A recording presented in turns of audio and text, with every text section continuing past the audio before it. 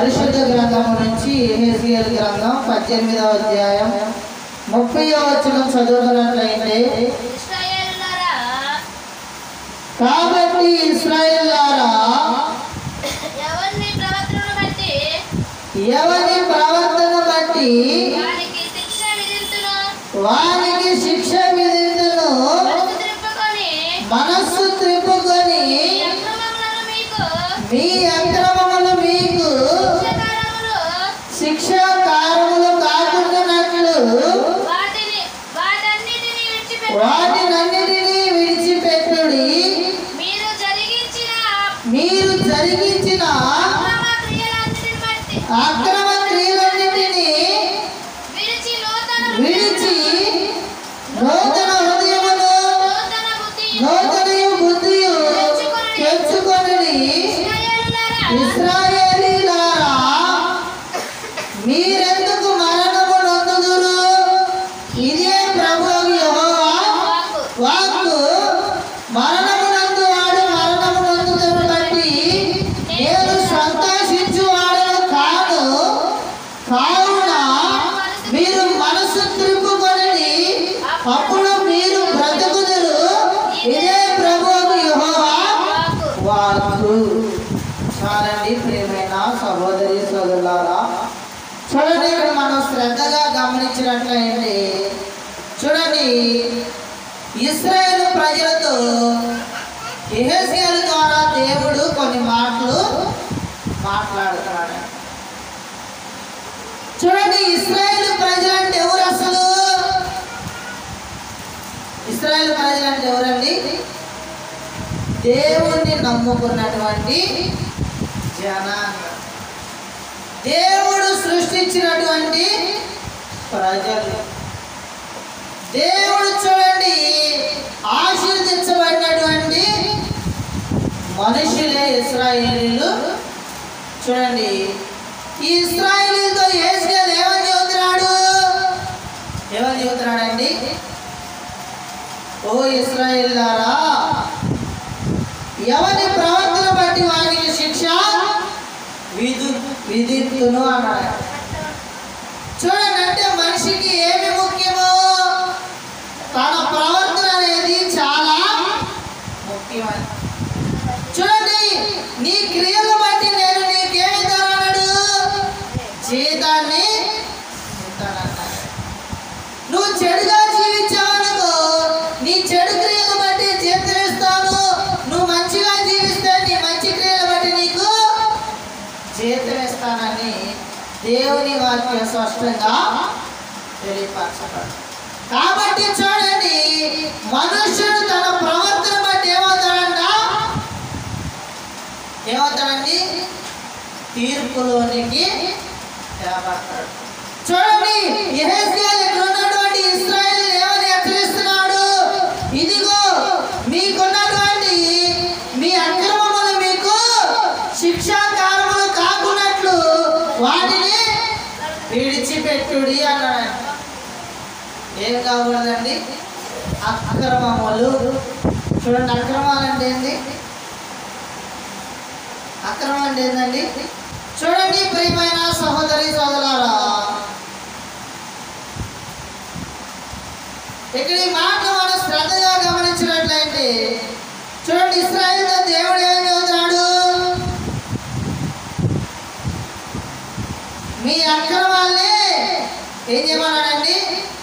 మీకు శిక్షాకారములు కాకున్నట్లు వాటిని ఏం చేయమన్నాడు? విడిచిపెట్టమన్నాడు. ప్రియమైన సహోదరి, చాలా మందికి అక్రమాలంటే ఏందో తెలుసండి? తెలియదు. అక్రమం అంటే ఏంటండి? అక్రమం అంటే చూడండి, ఒక దేశానికి ఒక రాజు ఉన్నాడు. ఆ రాజు పేరు ఏంది? ఆహాబు. చూడండి, ఆహాబు అంట షెమ్రోను అనేటువంటి ఒక పట్టణానికి రాజు. షెమ్రోను పట్టణంలో చూడండి, అక్కడ ఉన్న ప్రజలందరినీ ఆహాబు అనే రాజు పరిపాలిస్తూ ఉండేవాడండి. రాజు అయితే చూడండి, తనకేమండి? రాజుకి ఏమండి ఏముండిద్ది? ఒక రాజుకి ఏముండిద్దండి? రాజ్యం ఉండిద్ది. రాజ్యంలో ఏముంది? తన కింద ఎంతో బంగారం ఉండిద్ది, ఎంతో వజ్రాలు ఉంటాయి, ఎన్నో ఆస్తులు ఉంటాయండి. ఎకరాలు ఎకరాలు,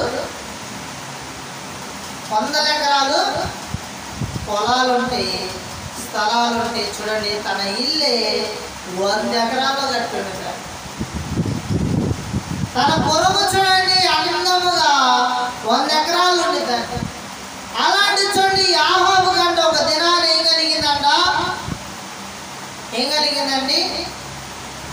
తన షెబ్రోను పట్టణము చుట్టూ ఉన్నటువంటి చూడండి తన పొరుగు చుట్టూ ఉన్నటువంటి ఒక చోట అంట ఏముందంట? ఒక ద్రాక్ష ఏముందండి? ఒక ద్రాక్ష తోట ఉందంట. ఈ ద్రాక్ష తోటను చూడండి చూసినటువంటి యాహాబుకి ఏం జరిగిందంట? ఆ ద్రాక్ష తోటని ఏం చేసుకోవాలనుకున్నాడండి? తన నగరికి ఆనుకున్నది కాబట్టి ఆ ద్రాక్ష తోటని ఆహాబు రాజు ఏం చేయాలనుకున్నాడు? ఆక్రమించాలనుకున్నాడు. అప్పుడు భటుల్ని పిలిపించి అన్నాడు, ఇదిగో ఆ సైనికులు, ఇదిగో ద్రాక్ష తోట ఎవరిదో కనుక్కొని చెప్పమన్నప్పుడు అక్కడ ఉన్న మనుషులు అన్నారు, ఇది ఇశ్రాయేలు వాడైనటువంటి నాబోతు యొక్క ద్రాక్ష తోటయా అని చెప్పారు. ఏం చెప్పారు? ఇశ్రాయేలు వాడైనటువంటి నాబోతు యొక్క ద్రాక్ష తోటయా అనగానే చూడండి ఆహాబు ఆ నాబోతుని ఏం చేశాడు?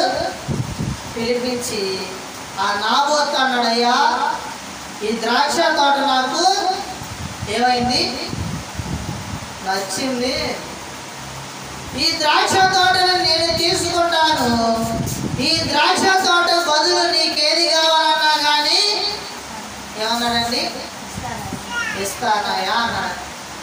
ఇదిగో కూర తోటలు అడుగు ఇస్తాను, వజ్రాలు అడుగు ఇస్తాను, లేదు ఇదిగో ఆ తోటకి కావాలన్న ధనాన్ని ఇస్తాను, వాటికి బదులుగా ద్రాక్ష తోటని నువ్వు నాకు ఇవ్వువా అని అడిగాడు. అప్పుడు చూడండి నాబోతు ఏమన్నాడంటే, ఇదిగో అయ్యా ఆ ద్రాక్ష తోట ఇదిగో నాది కాదు, నా పితరుల నుంచి మా ముత్తాతల నుంచి నాకు వచ్చినటువంటి ఆస్తి అదొక్కటే నా పితరుల నుంచి నాకు వచ్చిన ఆస్తి. దానిని ఇదిగో నేను ఎంతో సొంతంగా ఎంతో ప్రేమగా చూసుకున్నాను. అది నాకు ఒక పొలం కాదయ్యా, నా తల్లిదండ్రులు నా పితరులతో అది నాకు ఏంటండి సమానం. అలాంటి ద్రాక్ష తోట నేను మీకు ఇవ్వనయ్యా అని చెబుతున్నాడు. చూడండి, ఇవ్వనయ్యా అని చెబుతుంటే యాహాబుకి ఏం కలిగిందంట? నేను ఒక దేశానికి రాజుని, నేను చెబితే 100 మంది నా మాట గడగాడు అడుగుతారు, ఇతనేంది నాకు ద్రాక్ష తోట ఈయనన్నాడు, ఆ ద్రాక్ష తోట నాకు ఎట్టైనా కావాలి, నాకు ఇతను ఇవ్వకపోతే ఎలాగని బాధ కలిగి ఆ స్థలం నుంచి రాజనగరికి ఏమైనా ప్రయాణమై వచ్చాడు. వచ్చి ఇంటికి రాగానే ఆ రాజుకి ఎదురుగా ఎవరు వచ్చారండి? రాజు యొక్క భార్య అయిన యెజబెల్ వచ్చిందండి. యెజబెల్ వచ్చి అంటుంది, ఏంటయ్యా నువ్వు సంతోషంగా ఉండాలి, ఎప్పుడు నీ ముఖం ఆనందంగా ఉండింది, ఇప్పుడేంది బాధగా వచ్చావు, ఏం జరిగింది, ఏమైంది నీకు అని అడిగితే ఏం చెప్పకుండా ఇంట్లోకి వెళ్ళిపోయాడు. ఇంట్లోకి వెళ్ళిపోతే చూడండి సాయంత్రం వరకు ఎదురు చూస్తే చూడండి ఆహారం పెట్టే సమయంలో రాజు దగ్గరికి ఆహారం పంపిస్తే ఆయన ఏం చేస్తాడు? నాకు అన్నం వద్దు, ఏమొద్దు అని బాధపడుతున్నాడు. అన్నం వద్దని చూడండి అలిగి బాధపడుతుంటే అప్పుడు భార్య వచ్చి అంటుంది, అసలు ఏందయ్యా నీ బాధ? ఎందుకు నువ్వు అన్నం తినలేదు? ఎందుకు నువ్వు బాధపడుతున్నావు? నువ్వు ఒక రాజువి, నువ్వు అలా ఉండకూడదు. నిన్ను చూస్తే సైన్యమే వణికిపోయింది, నిన్ను చూస్తే మనుషులే గడగలాడతారు. నువ్వు ఏది అడిగినా కానీ కొండ మీద కోతినైనా కానీ తెచ్చి ఇస్తానయ్యా. అసలు నీ బాధ ఏంది? మనకేమి కొనుగొంది, మనకు ఆస్తి ఉంది, బంగారం ఉంది, వజ్రాలు ఉంది. ఇదిగో నీకు ఇదిగో ఎన్ని కోట్లు కావాలంటే అన్ని కోట్ల చూడండి, ఆ మంచి మంచి ఆహార పదార్థాలు ఇస్తున్నావు, ఇన్ని ఇస్తున్నావు కానీ నీలో ఏమి లోటు ఉంది? అప్పుడు చెబుతున్నాడంటే, నేను ఒక ద్రాక్ష తోటని చూశాను, ఆ ద్రాక్ష తోట నాకెంతో నచ్చింది. ఆ ద్రాక్ష తోటకు బదులుగా నేను ఇంకొక కూర తోట కానీ ధనాన్ని కానీ ఏది కావాలంటే అది ఆ మనుషునికి ఇస్తానని చెప్పాను. ఆ వ్యక్తి నాకు ఆ ద్రాక్ష తోటని ఏంటండి ఇవ్వనన్నాడు. ఆ విషయంలో నాకు బాధ కలుగుతుందని చెప్పి బాధపడుతున్నాడు. అప్పుడు భార్య అంటుంది, అయ్యా నువ్వు బాధపడద్దు, ఆ ద్రాక్ష తోటని నేను నీకు ఇప్పిస్తాను అన్నాడు. చూడండి, ఆ మాట చెప్పింది ఆ భర్త చక్కగా అన్నం తిని ఆ రాత్రి వేళ నిద్రపోతే ఈ భార్య ఏం చేసిందండి, అక్కడ ఉన్నటువంటి ఆ షమ్రోను పట్టణం దగ్గర చూడండి, ఆ ఉన్నటువంటి ఆ ఇజ్రాయేల్ పట్టణం గ్రామంలో కొంతమంది పెద్దలు పిలిచి ఏం చేసిందంటే, ఇదిగో నాబోతు అనే మనిషి ఈ పట్టణంలో ఈ గ్రామంలో నివాసం ఉన్నాడు. అతను రాజుకి ఎదురు తిరిగాడు కాబట్టి ఇద్దరు పనికిమాలిన మనుషుల్ని ఏం చేయమన్నండి, సాక్ష్యము పెట్టమన్నారు. ఏమని సాక్ష్యం పెట్టమన్నంటే, ఇదిగో ఈ నాబోతు రాజును అలాగే దేవుణ్ణి ఏం చేశాడంట, దూషించాడు అని సాక్ష్యం పెట్టి ఆ నాబోతుని ఏం చేయమంది, రాళ్లతో కొట్టి చంపమన్నారు. అలాగే చూడండి, ఈ పెద్దలు ఏం చేశారంటే ఇద్దరు పనికిమాలిన మనుషుల్ని పిలిచి ఆ నాబోతును చూడండి పంచాయతీకి పిలిచి ఆ పంచాయతీలో ఆ నాబోతును నిలబెట్టి, ఇదిగో నువ్వు ఇదిగో రాజులను దేవుణ్ణి దూషించేవాడ నిజమేనా అని అడిగారు. నేను అన్నాడు, అయ్యా నేను అలాంటి పాపం చేయలేదయ్యా, నేను ఎవరిని ఏం చేయలేదండి, దూషించలేదు, ఎవరిని బాధ పెట్టలేదు, ఎవరిని ఏమనలేదు అంటే, మరి నువ్వు దూషించావని ఇద్దరు చెబుతున్నారుగా అని ఇద్దరు మనుషులు తీసుకొచ్చారు. ఇద్దరు మనుషులు తీసుకొచ్చి చూడండి ఆ మనుషుల చేత సాక్ష్యం పలికించారు, నిజమే ఇతను రాజుని దేవుణ్ణి దూషించారని. ఆ ఇద్దరు సాక్ష్యం అయితే ఇతను తప్పు చేశారు కాబట్టి ధర్మశాస్త్రం ప్రకారం ఇతను తప్పును బట్టి ఇతను రాళ్ళబెట్టి కొట్టి చంపాలని చెప్పి చూడండి అక్కడున్న మనుషులందరితో చూడండి రాళ్ళు పెట్టించి ఆ నాబోతుని ఏం చేశారంట, రాళ్ళు పెట్టి కొట్టి చంపించారు. చంపించి ఏం చేసిన యజమానులంటే చూడండి కొన్ని కాగితాలు తీసుకొచ్చి ఆ నాబోతు యొక్క చేతితో ఏం చేసిందండి, ఆ కాగితాల మీద ముద్ర వేసి రాజుని పిలిచాడు, ఇదిగో ఇన్ని దినాలు ఇదిగో ఆ ద్రాక్ష తోటకి నాబోతు అడ్డమన్నాడు, ఈ దినాలు ఆ నాబోతు చనిపోయాడు కాబట్టి ఆ ద్రాక్ష తోట నీదే. ఎవరిదన్నా ద్రాక్ష తోట? ఆహాబుదా? ఎవరిదండి?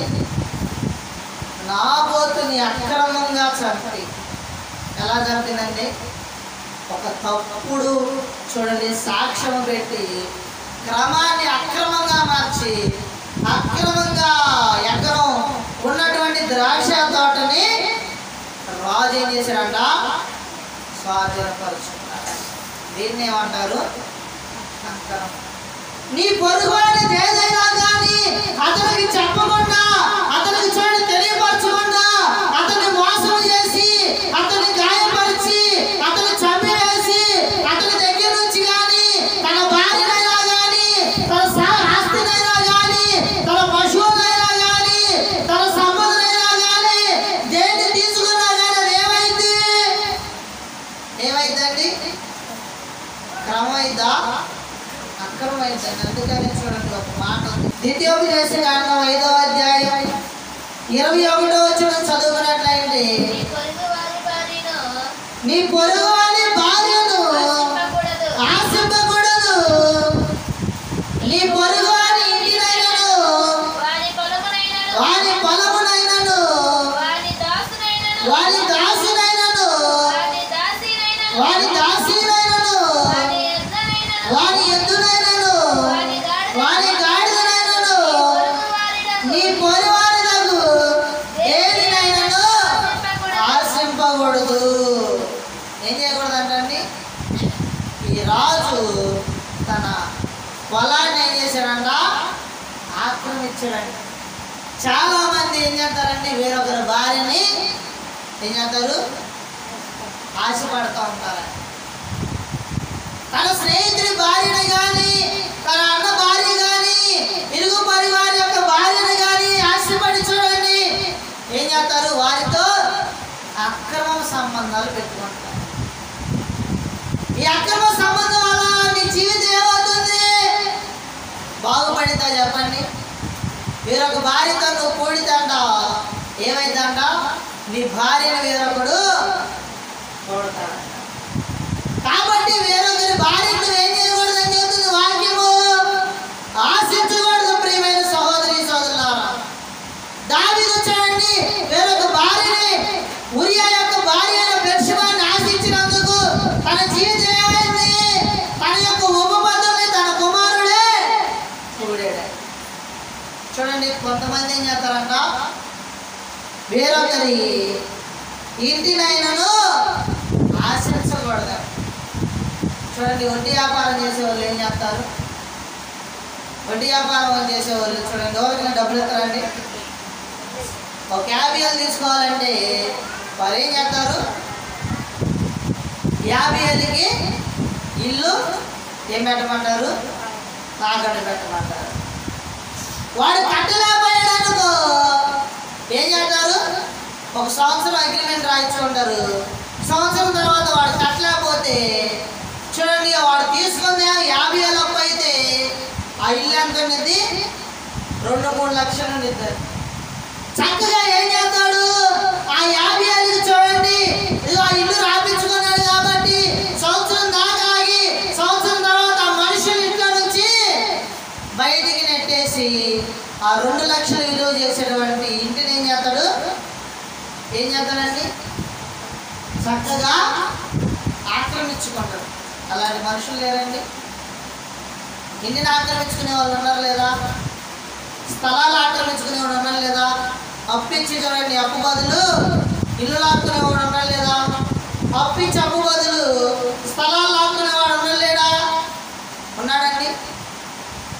చూడండి ఇదిగో నీ పొరుగువారి భార్యను కానీ, నీ పొరుగువారి ఇంటిని కానీ నువ్వు ఏం చేయకూడదంట?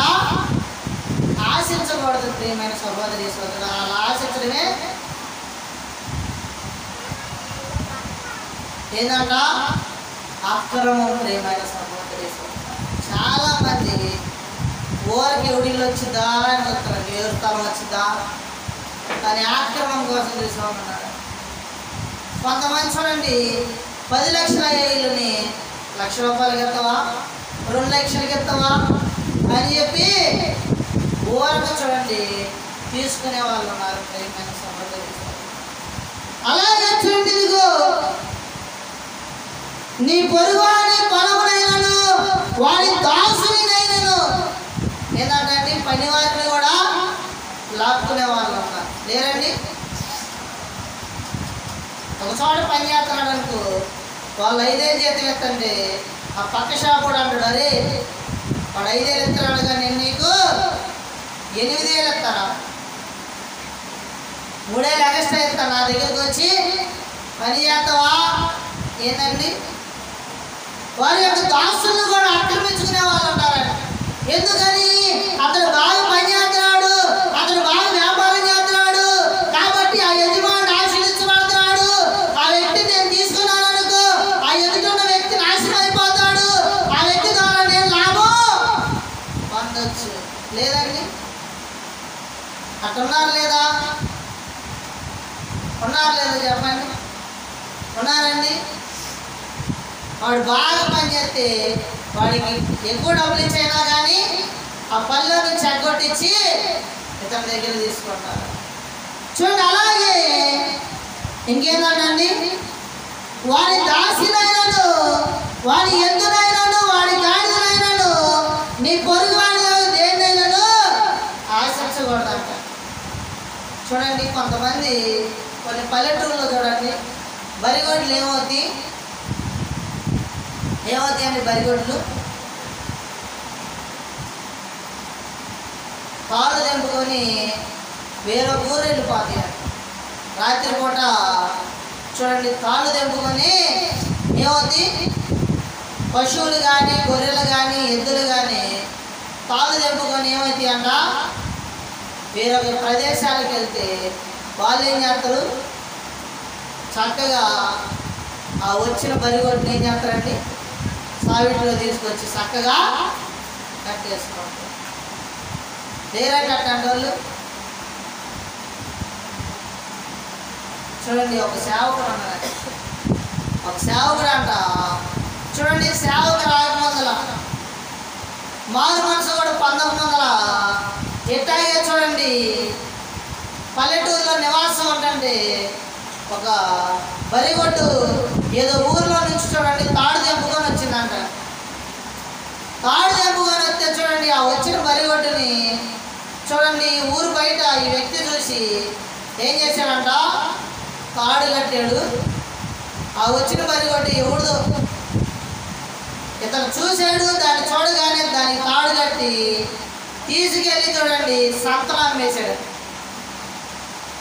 అమ్మేసి చూడండి ఆ బరికి 15,000 20,000 వస్తే ఆ 20,000 తెచ్చుకొని చక్కగా ఏం చేసుకున్నాడండి? తిని పండగ చేసుకుంటే ఒక దినాన మారు మనసు పొందడానికి వచ్చాడు. మారు మనసు పొందడానికి వచ్చి మారు మనసు పొందినప్పుడు చూపిలేదు, సేవ కూర్చున్నాడండి. సేవ చేద్దామని, దేవుని సేవ చేద్దామని సేవ కూర్చుంటే చూడండి ఒక దర్శనం వచ్చిందంట. ఆయన ఊరు నుంచి ఒక బరిగొడ్డుని తీసుకొచ్చి ఆ బర్రెని తీసుకొచ్చి కట్టేసంట, కాళ్ళు చేతులు కట్టేసి మెడకాయ కొత్తనాడు దర్శనం వచ్చిందంట. ఆ పాస్టర్ గారు పిలిచయ్యా ఇక దర్శనం వచ్చిందా? ఎందుకు వచ్చిందంటే అప్పుడు చెబుతాడండి, వేరే వాళ్ళు దేవుడితో 10 సంవత్సరాల క్రితం బరిగొడ్డెట్టు వస్తే ఊరు బయటే దాన్ని చూడగానే దానికి తాడు కట్టి తీసుకెళ్ళి నేను సంతలో 15,000 కమ్మేసుకున్నాను అని చేతయ్యా, దాన్ని నువ్వు పెంచావా? దానికి నువ్వు గేదెలకి నువ్వు నీళ్లు పోసావా? దానికి గడ్డి పెట్టావా? ఎవరి సొమ్మని నువ్వు తింటావు?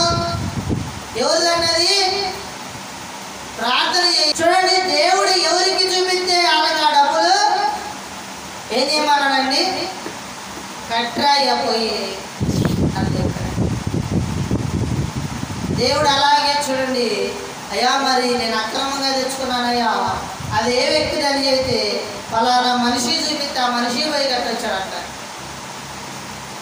చాలా మంది చూడండి ఇతరుల యొక్క చూడండి గొర్రెలు కానీ ఎడ్లను కానీ పశువులు కానీ ఆక్రమంగా తీసుకొని కట్టేసుకుంటారు. పాలస్వామ్యానండి అది. దాన్ని ఏమంటారండి? అక్రమము ప్రియమైన సహోదరులు. అందుకని చూడండి ఇశ్రాయేలుతో యెహెజ్కేలు ఏమన్నాడు? ఇదిగో మీలో ఉన్నటువంటి అక్రమాల్ని విడిచిపెట్టండి, మీ ప్రవర్తనని మార్చుకోమన్నాడు. ప్రియమైన సహోదరులు చూడండి, మనం మన ప్రవర్తన మార్చుకున్నావా? మార్చుకున్నామండి. మన క్రియలు మార్చుకున్నావా? చాలా మంది చూడండి అక్రమానికి అలవాటు పడుతున్నారు.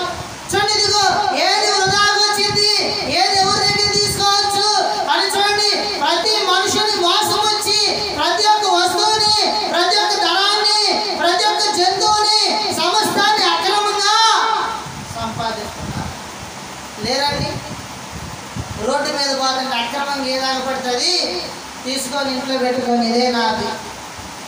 చూడండి, ఇసుక అక్రమంగా తెచ్చేవాళ్ళు ఉన్నారు, ఐరన్ అక్రమంగా తెచ్చేవాళ్ళు ఉన్నారు, వస్తువులు అక్రమంగా తెచ్చేవాళ్ళు ఉన్నారు. ఇలా ఇంటికి పోతే చూడండి, బంగారం పడితే ఆ బంగారాన్ని అక్రమంగా తెచ్చుకొని అమ్ముకునే వాళ్ళు ఉన్నారు. రోడ్డు మీద చూడండి, డబ్బులు పడితే అక్రమంగా తీసుకునే వాళ్ళు ఉన్నారు. చూడండి, పేదవాళ్ళ దగ్గర అక్రమంగా చూడండి వారిని కొట్టి వారి యొక్క వస్తువుల్ని దొంగిలించే వాళ్ళు ఉన్నారు. ప్రియమైన సహోదరి సహోదరులండి, దొంగల పని ఏంటి? ఇంట్లో పడతాం, ఎవరు అగపడితే వారిని కొడతాం, వారి దగ్గర ఉన్న సొమ్ముని దోచుకెళ్తాం. దీన్ని ఏమంటారు? అక్రమా కాదా? చూడండి, ఈ అక్రమం ఒక దినాన్ని ఏం చేసిందంట? పట్టించింది. కాబట్టి చూడండి, ఏం చేయకూడదంట? ఈ చూడండి, ఈ ఆవు కూడా చూడండి అక్రమంగా తన దగ్గర చూడండి ద్రాక్ష తోటలు తీసుకున్నందుకు చూడండి ఇదిగో దేవుడు ఏమన్నాడు? ఏ విధంగా అయితే నాబోతు చూడండి చనిపోయిన రక్తం భూమికి ఏ విధంగా అయితే అంటుకుందో ఆ విధంగా ఇదిగో నువ్వు నీ కుటుంబం మొత్తం ఏమైందంట? రక్తం గారి చచ్చిపోతారు. కుక్కలు ఏ విధంగా అయితే నాబోతు రక్తాన్ని నాకినియో నీ రక్తాన్ని కూడా ఆ విధంగానే ఏమైందండి? కుక్కలు ఆకుతాయి అని చెప్పాడు. ప్రియమైన సహోదరు, అందుకని చూడండి వాక్యం ఏం చేస్తుందంటే అతిక్రమం దాచిపెట్టుకునేవాడు ఏమవుతాడంటండి? సామెతల గ్రంథం 28వ అధ్యాయం 13వ వచనం చదువుకున్నట్లయితే,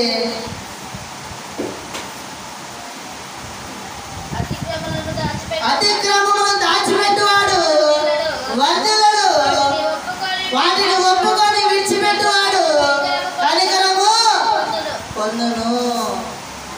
ఏం చేయాలండి? నీ ఇంట్లో ఎవరిదైనా వస్తువు ఉంటే నువ్వు దాన్ని ఏం చేయాలి? తిరిగి ఇచ్చేయాలి. ఒకటి గిన్నె తీసుకున్నా, ఒకటికి ఒక 1000 రూపాయలు అప్పుకున్నా ఏందండి నీ మీదకి ఏమొచ్చింది? చూడండి, నా దగ్గరికి దెయ్యం కేసు వచ్చింది. ఒక దెయ్యం కేసు వచ్చింది.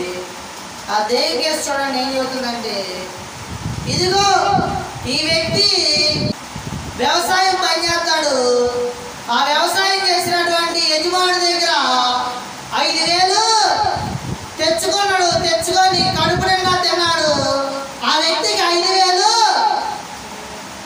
10 సంవత్సరాల నుంచి కడతలేదు అని చెప్తున్నారు. ఇదిగో ఒక చోటుకి వెళ్ళి ఇదిగో టీ తాగి ఆ వ్యక్తి దగ్గర టీకి డబ్బులు ఎగ్గొట్టి వచ్చాడంట.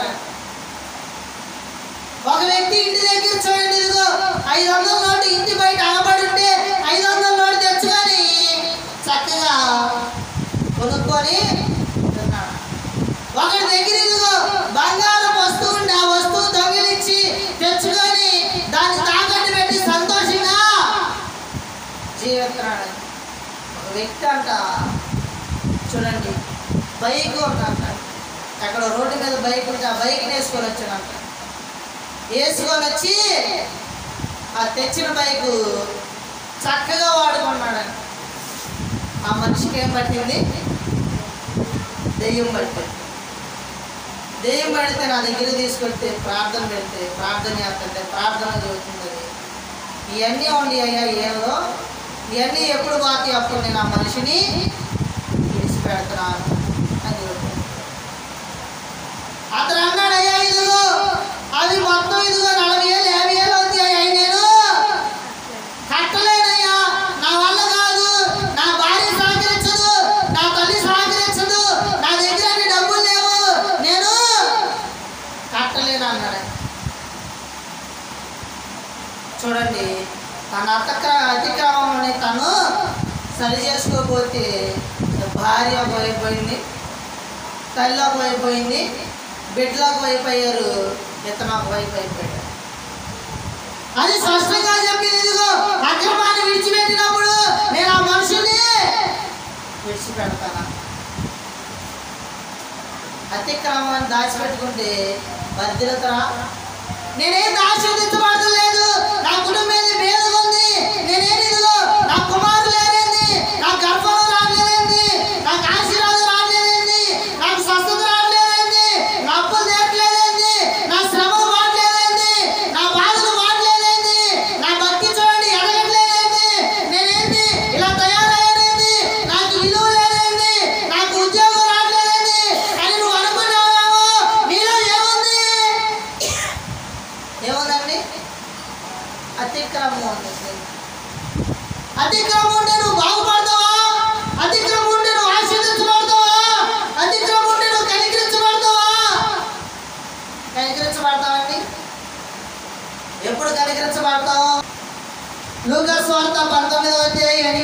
చదువుకున్నట్లయింది.